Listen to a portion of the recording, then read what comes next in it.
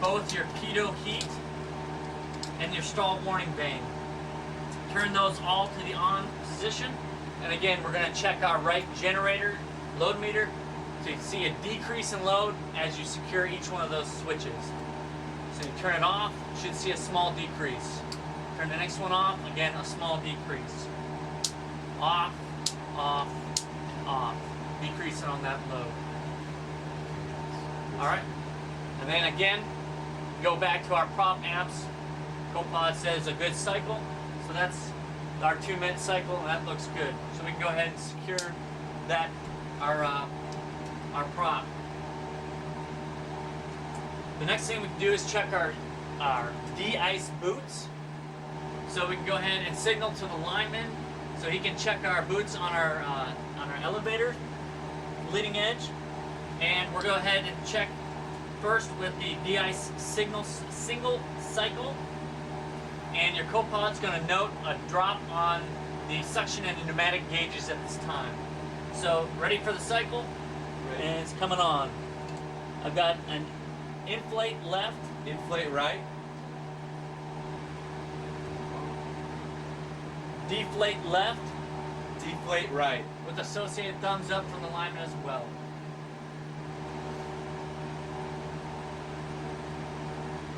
Alright, then you can, so you've checked that cycle.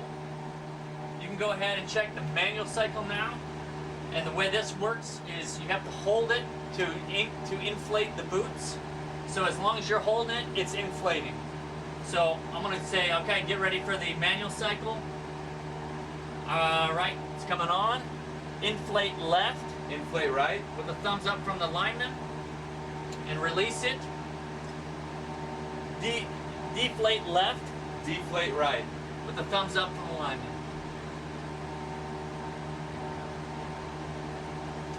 Then the next thing you can go ahead and do is check the inner and outer prop.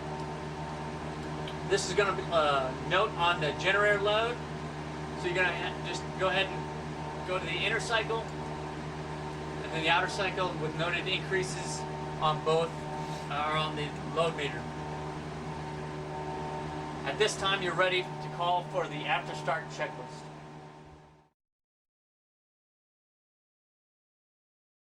Alright, now that both engines are up and online, and we are anticipating flying in icing conditions, we got a few checks we need to do before we call for the after start checklist. So on a normal day, this is how they're going to sound like. Alright, both engines are up, so left aileron up, down, left aileron down, up, elevators up and down, rudders to the left, to the right. You have the controls, I'm going to get the flap checks. my controls, Alright.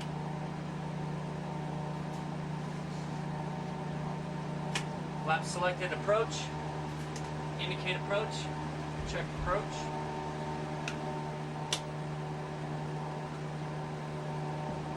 Flap selected up, indicate up, check up. your controls, My controls, get the hot for the bump.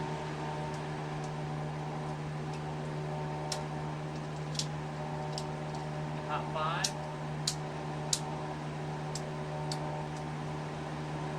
And now we're ready to call for the after start checklist.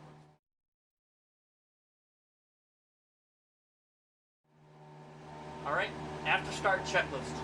after start checklist, current limiters, inverters, For the current limiter check, current limiter inverter check, first thing we're going to do is turn the battery to the off position.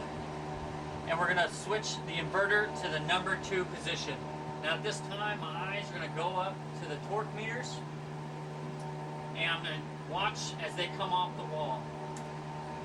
I see that, and I note that all of my instrument inverter lights have gone out, and my 26 volt step down inverter is working.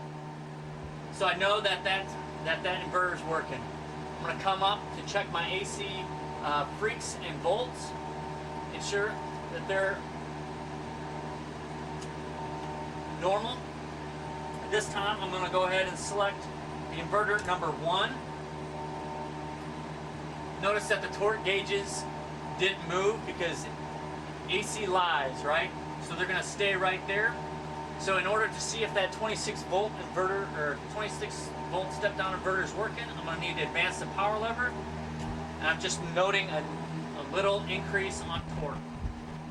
So I know that is good, and again, none of my AC instrument inverter lights are on, so I'm going to check again my freaks and volts, ensure they're indicating normally, and I'm going to come down and turn my battery back on and reset my left generator, and the response is checked on.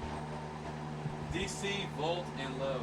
At this time, I've got both my generators online, so I'm noting my generator load should be within 10%, and my DC volts, 27.5 to 29, within 1 volt of each other. Checked. Avionics master. Go ahead and turn the avionics master switch on. At this time, you go ahead and put your headsets on, and you want to check everybody in on ICS. ICS check. Loud and clear, how many? I got you loud and clear as well. Avionics master's on. Radar is coming to standby. Environmental switches. You're gonna go auto, high on the vent blower, and on the app blower. And that's for the typical summertime weather where you want maximum air conditioning. And the response is set. Engine instruments. At this time, we're going to scan both our engine instruments, both sides, noting that they're operating or they're indicating normally for the high idle position. Check. Pressurization, pneumatics, and vacuum system. It's a right seat action. While I'm doing this, the pilot is going to go to ATIS preset frequency 1 and pick up ATIS. What you're going to do here is you're going to turn the cabin controller all the way below sea level. Turn your rate increase to full increase. You want to turn both bleed air valves to the off position, waiting for bleed air fail lights. Left bleed air fail, right bleed air fail, and the master warning. You're going to take the pressurization knob and you're going to put it in the test position. At this time, while holding it in the test position, you're going to open up one bleed air valve at a time. You can see your bleed air fail lights go out. At this point, you're waiting for a decrease in your cabin climb since we are set below sea level. This can take 2 to 2.5 minutes.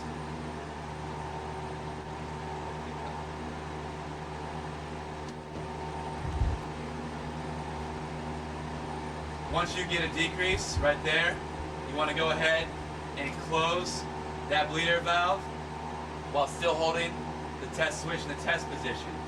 Again, you're going to get both bleed air fail lights and the master warning. You're going to do the exact same check on the opposite bleed air valve. Again, waiting for a decrease in your cabin climb. Once you get a decrease in your cabin climb, the check is complete. You want to release the test switch, open up the other bleed air valve, and put your pressurization controller back where it should be. At this time, the pilot has received ATIS, and the response is checked, set. Anti-ice, de-ice. At this time, you'll respond whether or not you did the full anti-ice, de-ice check or just the hot 5. You can respond with as appropriate. Checked. Hot 5 is set. JipWhiz. The JipWhiz test switch. You must ensure that the JipWhiz in op master caution is not illuminated. Once that goes out, you want to do the JipWhiz test button, which is the button all the way to the left here.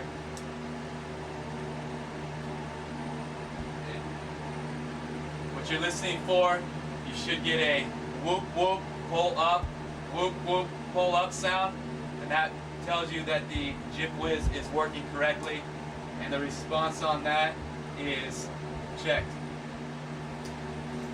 And condition levers.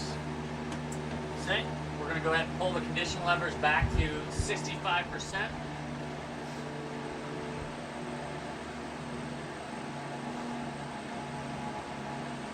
Set.